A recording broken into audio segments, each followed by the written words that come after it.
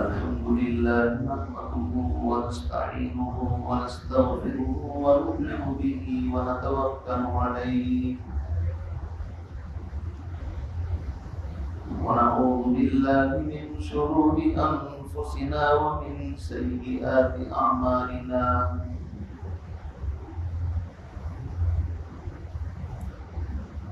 من يهده الله فلا مضل له ومن يضلله فلا هادي له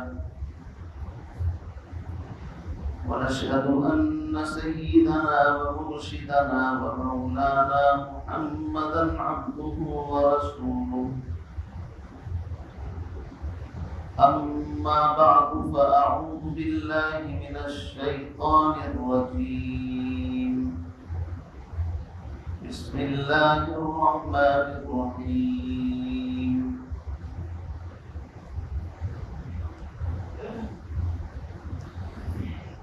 ويرفع الله الذين آمنوا منكم والذين أوتوا العلم درجات والله بما تعملون خبير وقال الله تبارك وتعالى وَإِذْ قَالَ رَبُّكَ لِلْمَلَائِكَةِ إِنِّي جَاعِلٌ فِي الْأَرْضِ خَلِيفَةً قَالُوا أَتَجْعَلُ فِيهَا مَن يُفْسِدُ فِيهَا وَيَسْفِكُ الدِّمَاءَ وَنَحْنُ نُسَبِّحُ بِحَمْدِكَ وَنُقَدِّسُ لَكَ قَالَ إِنِّي أَعْلَمُ مَا لَا تَعْلَمُونَ وقال النبي صلى الله تعالى عليه وسلم العلماء ورثة الأنبياء وقال النبي صلى الله تعالى عليه وسلم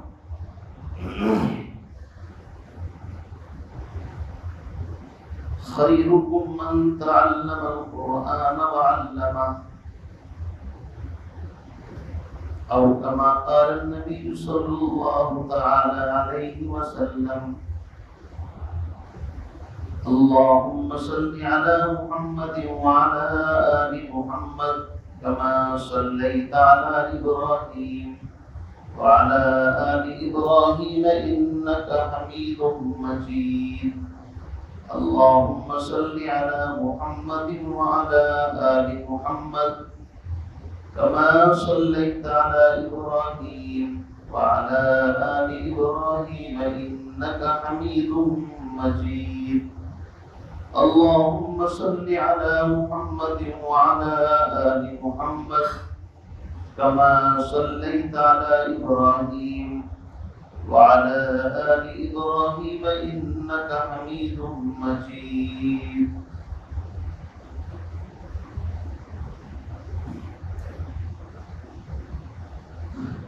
اہل تعلیم سے تم موڑ دیے جاؤ گے اہل تعلیم سے تم موڑ دیے جاؤ گے پھر کسی جرم سے تم چوڑ دیے جاؤ گے ہاتھ میں ہاتھ کی زنجیر بنا کر نکلو ورنہ دھاگے کی طرح توڑ دیے جاؤ گے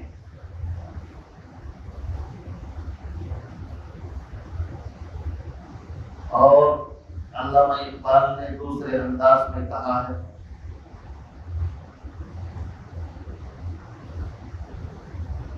علامہ اقبال نے اپنے انداز میں اسی کی ترجمانی کچھ اس طرح کی ہے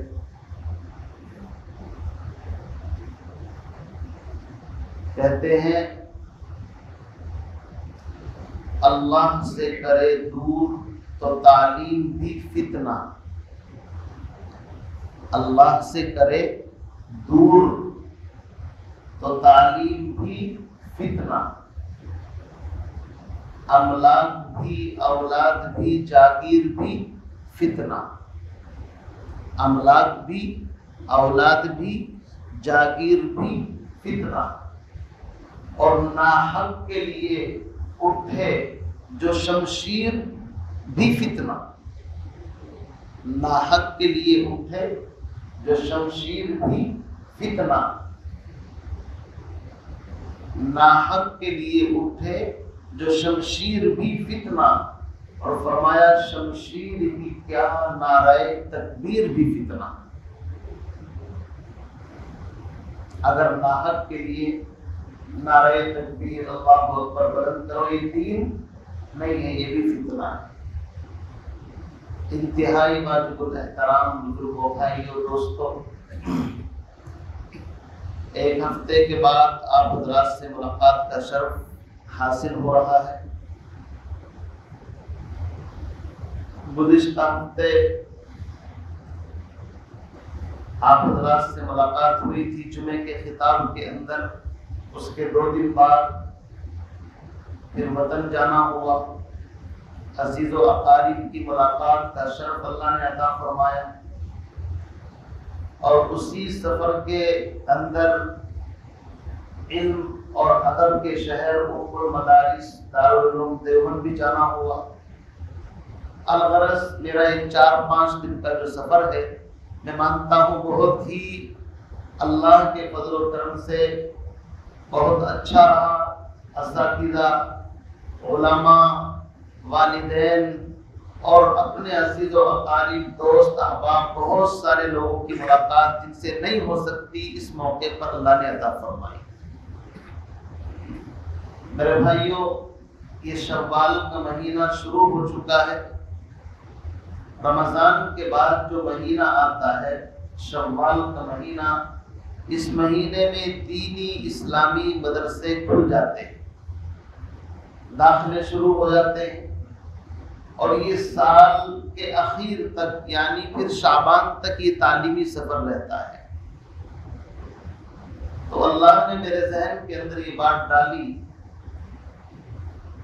کہ ہم دینی تعلیم کے تعلق سے دینی تعلیم کی اہمیت کے پیش نظر شوال کے اس مبارک مہینے کے اندر اپنی جو گفتگو آپ حضرات سے مجھے کرنی ہے وہ تعلیم کے عنوان پر کرنی ہے۔ میرے بھائیوں، تعلیم کے بغیر دنیا کے اندر اگر یوں کہا جائے کہ کچھ بھی نہیں تو یہ بالکل جملہ صحیح ہے۔ اصل چیز تعلیم، جہاں ایجوکیشن ہے، تعلیم ہے، پڑھے لکھا معاشرہ ہے تو وہاں سے برائیاں خود بخود ختم ہو جاتی ہیں، اور جس معاشرے کے اندر تعلیم، ایجوکیشن اور سنجیدگی نہیں ہے تو اس معاشرے کے اندر چور، ڈاکو، بدماش، زانی، شرابی کچھ بھی پیدا ہو جائے کوئی گارنٹی نہیں۔ تعلیم اگرچہ اب آج کے اس زمانے کے اندر اس کی 2 الگ الگ تقسیمیں ہو گئی ہیں، ایک دینی تعلیم اور ایک عصری تعلیم۔ کچھ لوگ اس کو دینی تعلیم، دنیاوی تعلیم بھی بولتے ہیں، لیکن کچھ پڑھے لکھے لوگ دینی اور عصری بولتے ہیں۔ عصری تعلیم کا مقصد اگر آپ کسی سے پوچھیں کیا ہے تو کچھ لوگ بتائیں گے کہ اچھی جاب مل جائے گی، اچھی ملازمت مل جائے گی، اچھے 2-4 پیسے ہاتھ آ جائیں گے، زندگی خوشگوار ہو جائے گی، بچہ اگر ایجوکیٹڈ ہوگا اچھے رشتے مل جائیں گے، اچھی جاب لگ جائے گی، اس کا مستقبل، اس کا فیوچر اچھا ہو جائے گا، یہی سوچتے ہیں نا۔ میرے بھائیو، یہ سب دنیاوی مقاصد ہیں۔ تعلیم کا اصل مقصد اگر ہم سمجھ لیں، تعلیم کا اصل مقصد جاب نہیں ہے، تعلیم کا اصل مقصد صرف ایجوکیشن تک نہیں ہے، تعلیم کا اصل مقصد تو کچھ اور ہے۔ تعلیم جس معاشرے کے اندر ہوگی، جس فرد کے اندر ہوگی، اس انسان کے اندر ذمہ داری کا احساس پیدا ہو جائے۔ میرے لفظوں پر غور کریں، تعلیم کا اصل مقصد ہے ذمہ داری کا احساس پیدا ہو جانا۔ میں اگر ایجوکیٹڈ ہوں، تعلیم یافتہ ہوں، تو معاشرے کے میرے اوپر جو حقوق ہیں، میری ذمہ داری بنتی ہے کہ میں ان حقوق کی رعایت کا احترام کروں۔ مثلا تعلیم مجھے سکھاتی ہے کہ اگر میرے سامنے بچہ آ جائے تو بچے کے ساتھ شفقت کے ساتھ پیش آنا ہے۔ اللہ کے نبی علیہ الصلوۃ والسلام نے یہی فرمایا کہ بچے قابل رحم ہوتے ہیں، ان پر شفقت کی جائے۔ تو اگر میں تعلیم یافتہ ہو کر کے بچوں پر شفقت کر رہا ہوں تو گویا کہ اپنی ذمہ داری کا احساس مجھے یاد ہے اور میں اس کے ساتھ مشفق ہوں۔ تعلیم مجھے بتاتی ہے کہ یہ مہمان آیا ہے، رشتہ دار آیا ہے، اس کا کیا حق ہے۔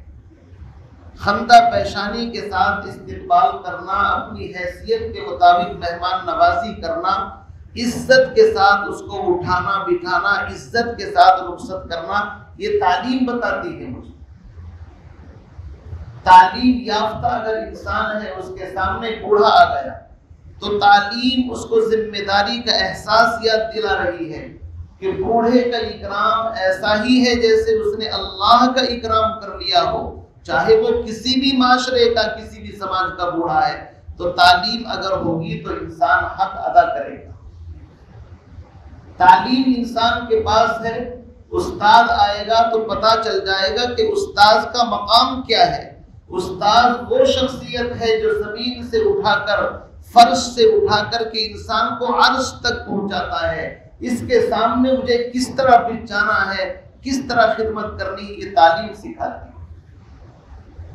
تعلیم اگر پاس ہے اور انسان کے سامنے اس کی بہن، اس کی والدہ، اس کے بھائی جو بھی آئے گا، وہ اس تعلیم کی روشنی میں اگر اس کا حق ادا کر رہا ہے تو سمجھو ایجوکیٹڈ، تعلیم یافتہ ہے، ورنہ اس کے پاس کچھ بھی نہیں۔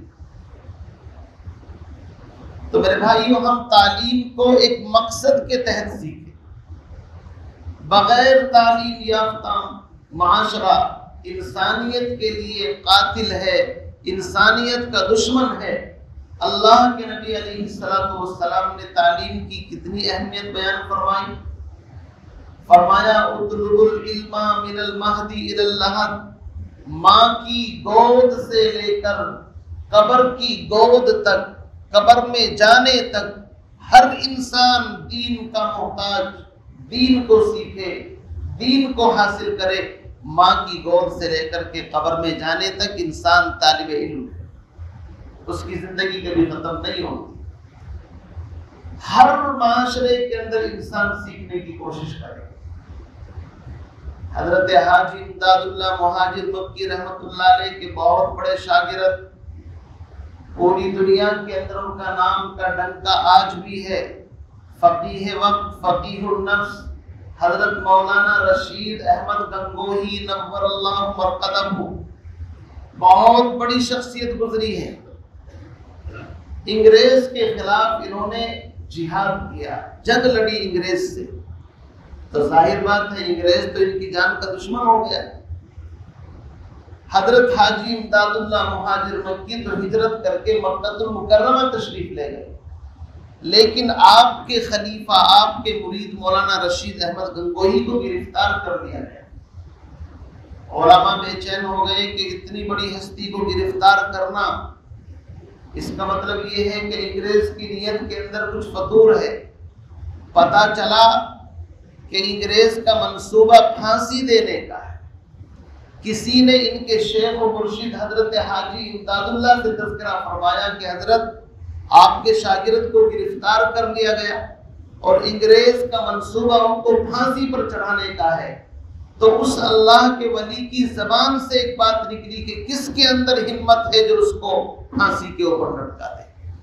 یہ اللہ کے وہ نیک بندے ہیں کہ کبھی کبھی ان کی زبان سے کوئی بات نکلتی ہے تو اللہ اس کی لاج رکھتے ہیں۔ لکھا ہے 1 مہینے کے بعد حضرت کی رہائی کے آرڈر ہو گئے۔ میں بتانا یہ چاہتا ہوں کہ اتنا بڑا محدث، مفسر، مبلغ کہ جس نے شرک اور بدعات کی جڑیں کاٹ کر کے رکھ دی ہندوستان کے اندر، سب سے بڑا اگر کسی کو مقام اور مرتبہ حاصل ہے بدعت کے خلاف، مولانا رشید احمد گنگوہی نور اللہ مرقدہ، اور ان کا حال آپ سنیں گے تو تعجب ہوگا۔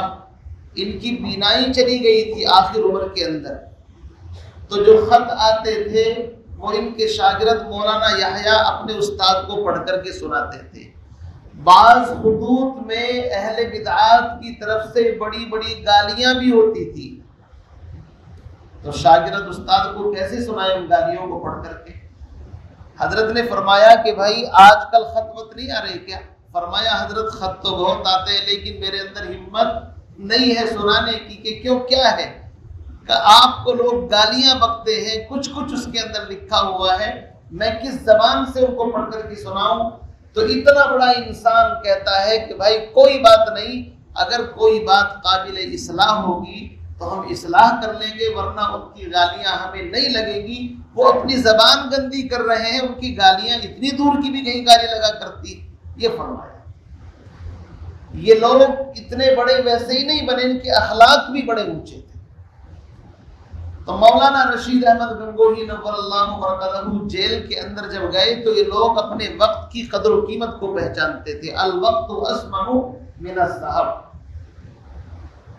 اور اس واقعے میں اشارہ یہ ہے کہ جس کی زندگی کے اندر دین ہوتا ہے وہ دین کو سکھانے کے لیے نہ کسی مدرسے کا محتاج، نہ مسجد کا محتاج، نہ یونیورسٹی کا محتاج، اس لیے کہ اس کی زندگی تو خود چلتا پھرتا مدرسہ ہوتا ہے۔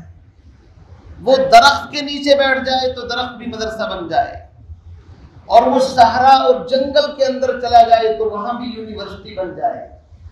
جیل کے اندر گئے تو وہاں جا کر کے جو جیل کے اندر جو لوگ تھے اس زمانے کے اندر ان کو قرآن سکھانا شروع کر دیا۔ لکھا ہے کہ 1 مہینے تک قرآن پاک لوگ سیکھتے رہے۔ ایک آدمی جب حضرت کی رہائی کے آرڈر ہوئے، رونے لگا، حضرت میرا تو قرآن باقی رہ گیا، میرا تو قرآن پورا نہیں ہوا اور آپ جا رہے ہیں۔ حضرت نے فرمایا کون کہتا ہے تمہارا قرآن باقی رہ جائے گا؟ جب تک تمہارا قرآن پورا نہیں ہوگا میں یہاں سے باہر قدم نہیں رکھوں۔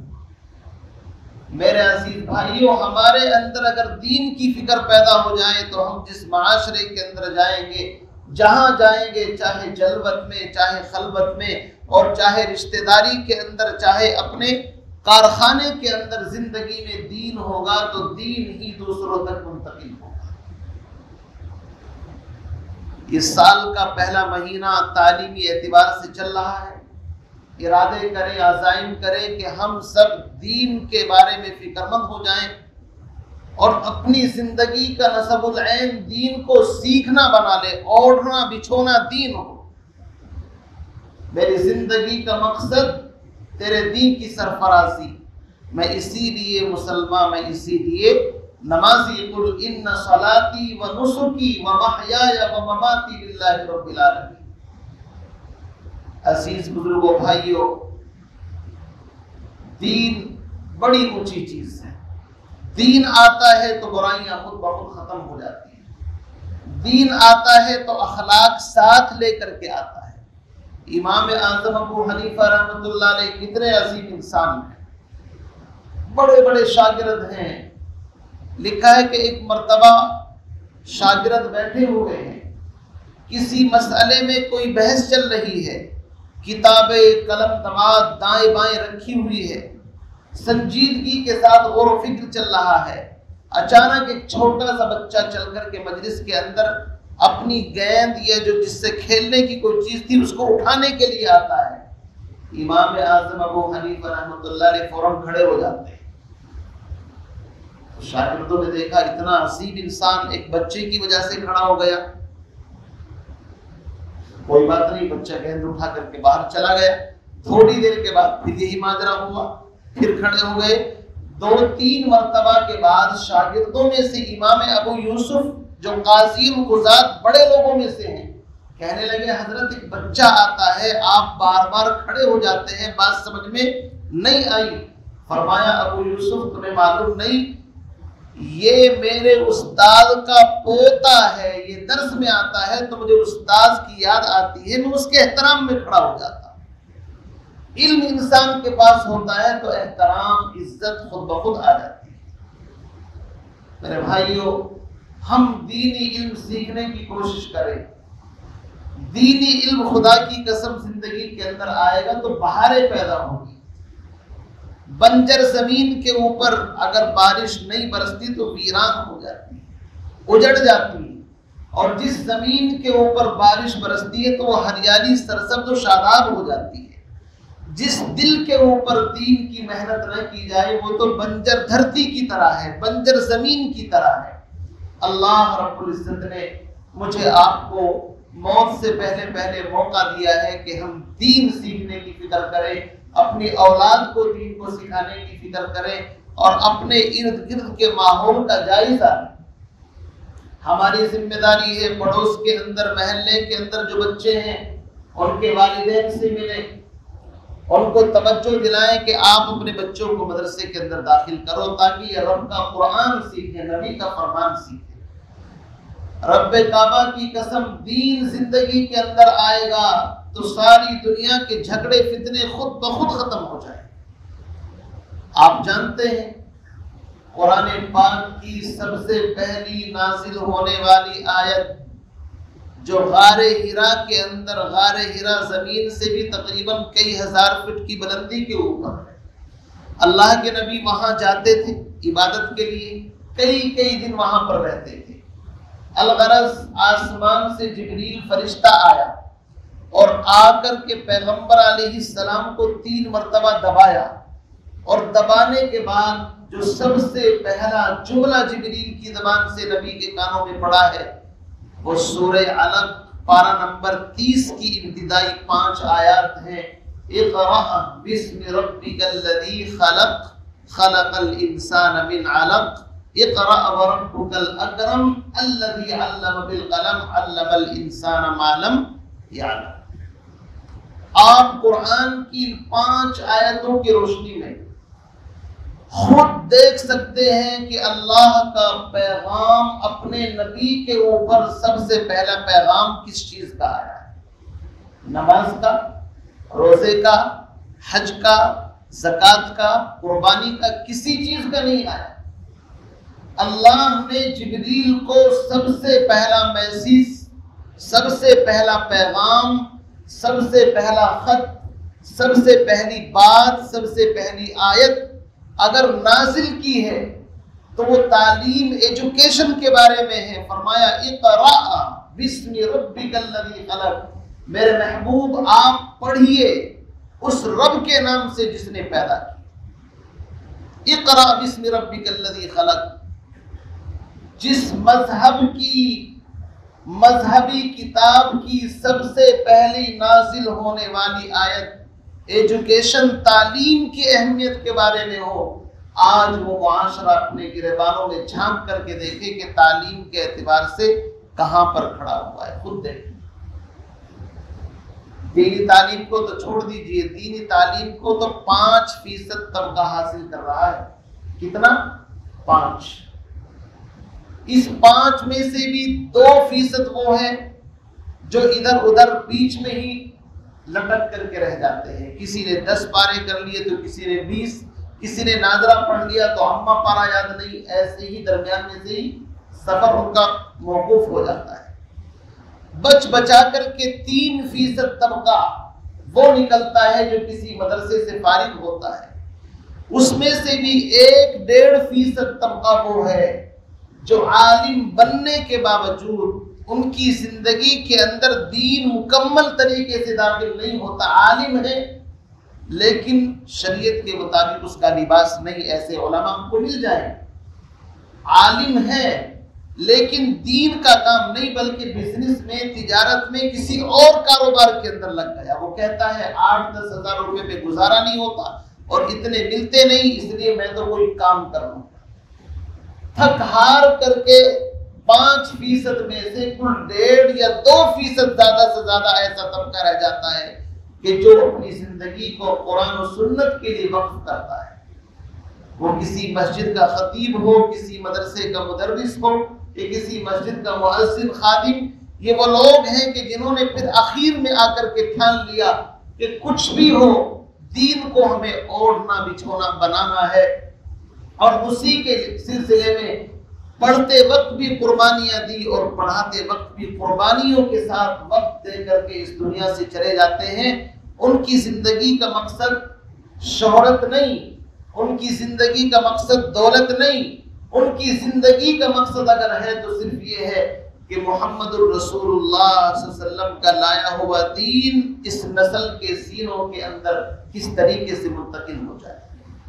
اس لیے ہر تنگی کو خوشی خوشی برداشت کر لیتے ہیں، نہ زبان پر شکایت ہے، نہ کوئی حرف شکایت ہے، نہ کوئی کسی سے گلا شکوہ، اور انہوں نے تو یہ طے کر لیا ہے آرزوئے خاک ہو یا حسرت پامال ہو، اب تو اس دل کو بنانا ہے تیرے قابل مجھے۔ میرے بھائی یہ وہ علماء کا طبقہ ہے، اگر آپ ان کی زندگی کو اٹھائیں گے خدا کی قسم پڑھنے کے زمانے میں بڑے مجاہدات سے گزرنا پڑتا ہے، اتنے مجاہدے کہ آپ کو بیان کیے جائیں تو آپ سوچیں گے کہ اپنی باتیں کرنی شروع کر دیں۔ میں اپنی باتیں چھوڑ کر کے اپنے اکابر کی باتیں سناتا ہوں۔ ہندوستان کے اندر ایک بہت بڑی شخصیت گزری ہے، ابھی 2-4 چند سال پہلے ان کا انتقال ہوا، محدث عصر حضرت علامہ مولانا یونس جون پوری، جو مظاہر علوم جدید کے شیخ الحدیث تھے۔ دنیا عرب میں بھی ان کا اتنا احترام تھا کہ اگر وہ چلے جاتے بڑے بڑے عرب کے شیوخ ان کے قدم بوسی کے لیے ان کے سامنے حاضر ہوتے تھے۔ فرماتے ہیں کہ اللہ کے نبی کی مجھے خواب میں کتنی مرتبہ زیارت ہوئی مجھے صحیح یاد نہیں ہے، البتہ 80 سے بھی زیادہ مرتبہ اللہ کے نبی کی خواب میں زیارت ہوئی، اور حدیث کا اتنا ان کے اوپر اثر تھا کہ پوری زندگی حدیث کے اوپر ہی انہوں نے گزار دی۔ بڑے بڑے لوگ حدیث کے مقابلے میں جب تحقیق کی بات آتی تو ان سے رجوع فرمایا کرتے تھے۔ فرماتے ہیں کبھی کبھی تو کوئی حدیث کا مفہوم سمجھ میں نہ آتا، میں کہتا اللہ کے نبی علیہ الصلوۃ والسلام یہ آپ کی زبان سے نکلے ہوئے کلمات ہیں، یونس ان کا مطلب صحیح طریقے سے نہیں سمجھ سکا، آپ سمجھا دیجئے۔ تو اللہ کے نبی خواب میں آ کر کے اس حدیث کا مفہوم سمجھاتے ہیں۔ کتنا بڑا انسان ہے، لیکن زندگی کے جب طالب علمی کے دور آپ اٹھا کر کے دیکھیں گے، فرماتے ہیں کہ میرے والد چھٹیوں کے زمانے میں بھینس میرے حوالے کر دیتے کہ لو جا کر کے ان کو چرا کر کے لے کر کے آؤ، اور آپ دیکھیں گے تو فرشتہ صفت بڑے خوبصورت، اور فرماتے ہیں کہ میں جنگلوں کے اندر بھینسیں چراتا، میری زندگی اس طرح گزری ہے۔ اور جنہوں نے ان کو قریب سے دیکھا ہے، فرمایا کہ جب وہ مدرسے میں پڑھنے کے لیے آئے تو سبق کی پابندی فرمایا کرتے تھے، لیکن 3 دن سبق میں حاضر نہیں ہوئے۔ استاد نے پوچھا کہ بھئی کہاں ہے یونس؟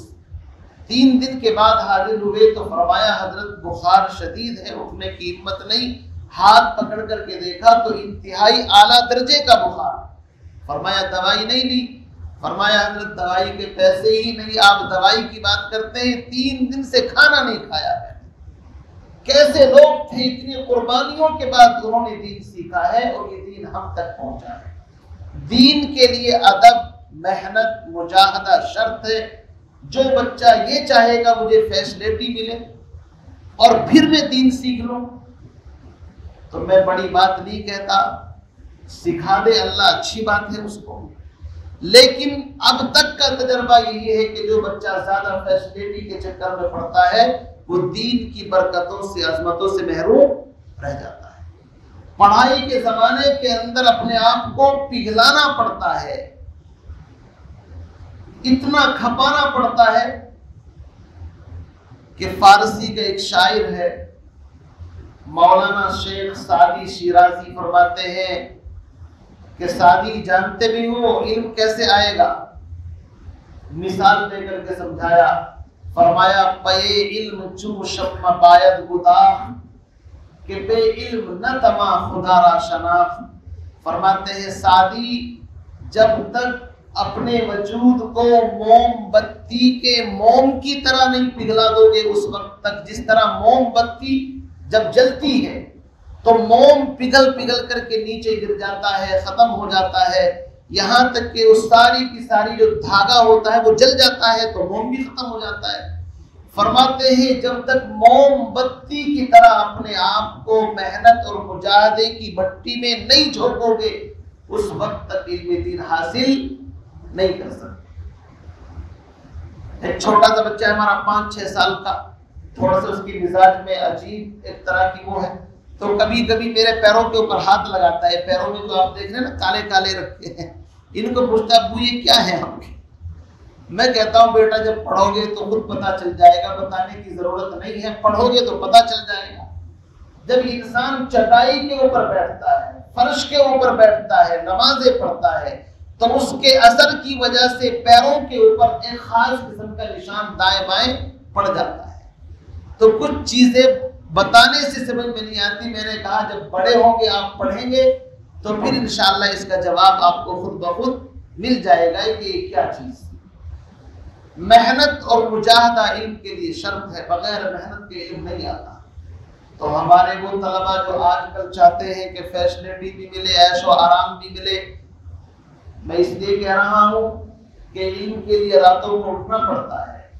ہمارے طلبہ کی ناکامی کا اصل وجہ سبب یہ ہے، ایک تو ان کے اندر ادب نہیں ہے، دوسری اصل وجہ یہ ہے کہ وہ پورا وقت نہیں دیتے۔ علم کے لیے رات کو اٹھنا ضروری ہے۔ یہ قرآن جب تک سینے کے اندر نہیں آتا جب تک کہ آپ اس کو رات کے وقت اٹھ کر کے نہیں پڑھیں گے۔ فجر سے پہلے کا جو وقت ہے 1 گھنٹہ اگر انسان اس وقت محنت کر لے تو پورے دن محنت کرنے کی ضرورت نہیں ہے۔ آخر کوئی تو وجہ تھی۔ اللہ فرماتا ہے یا ایھا المزمل قم اللیل الا قلیلا نصفہ او انقص منہ قلیلا او زد علیہ ورتل القرآن ترتیلا انا سنلقی علیک قولا ثقیلا ان ناشئۃ اللیل ہی اشد وطئا واقوم قیلا ان لک فی النہار سبحا طویلا۔ ان آیات میں آپ غور کریں گے، اللہ اپنے نبی کو سمجھا رہے محبوب رات کو تو اٹھنا پڑے گا، اس کے بغیر کام چلنے والا نہیں ہے۔ ومن طلب العلا سحر اللیالی، عربی کا ایک شاعر کہتا ہے جو بلند مرتبوں کا خواب دیکھتا ہو کہ مجھے کسی مرتبے پر پہنچنا ہے تو اس کو رات کو اپنی نیند کو قربان کرنا پڑے گا۔ رات بھر گدھے کی طرح خرناٹے مار کر کے سوتے رہیں اور پھر صبح سوچے کہ کوئی انقلاب پیدا ہو جائے گا، ایسی قوم انقلاب پیدا نہیں کر سکتی۔ انقلاب وہ قومیں پیدا کرتی ہیں جو رات کو اللہ کے سامنے مصلی کے اوپر ہوتے ہیں اور صبح کے وقت پھر میدان کے اندر۔ میرے بھائیوں، ہم دین سیکھنے کے لیے اپنی زندگیوں کو وقف کریں۔ بالغ حضرات بھی سیکھ سکتے ہیں، کوئی وقت نکالے کسی بھی نماز کے بعد، عشاء کے بعد، کبھی بھی۔ یہاں ماشاءاللہ اچھا خاصا عملہ ہے، ان سے آپ دین سیکھیں، قرآن سیکھیں، نماز سیکھیں۔ اتنا دین سیکھنا کہ جس سے انسان کو حلال حرام کا پتہ چل جائے، ہر مسلمان پر فرض عین۔ عین کا مطلب یہ ہے کہ گناہ ہوگا اگر اتنا علم اس کے پاس نہیں ہوگا۔ ہم نمازی ہیں تو نماز کا علم ہونا چاہیے، ہم روزے دار ہیں تو روزے کا علم ہونا چاہیے، ہم نے شادی کرنی ہے تو شادی کا علم ہونا چاہیے، ہمیں تجارت کرنی ہے تو تجارت کا علم بھی ہونا چاہیے۔ جس شعبے کے اندر آپ جائیں اس شعبے کا علم آپ کے پاس اگر ہے تو آپ کامیاب، اور اگر اس شعبے کا علم نہیں ہے پھر آپ اس کے اندر گئے تو میرے بھائیوں نقصان اور تباہی۔ ایک ڈاکٹر صرف ڈگری لے کر کے علاج شروع کر دے اور پڑھا نہ ہو تو قبرستان تو آباد کر سکتا ہے لیکن کسی کی خدمت نہیں کر سکتا۔ اسی طریقے سے ہمیں چاہیے کہ ہم سب اپنے آپ کو ایجوکیٹڈ کریں اور تعلیم کے اوپر فوکس کریں، اپنے بچوں کو بھی تعلیم دیں، خود بھی تعلیم سے آراستہ ہوں۔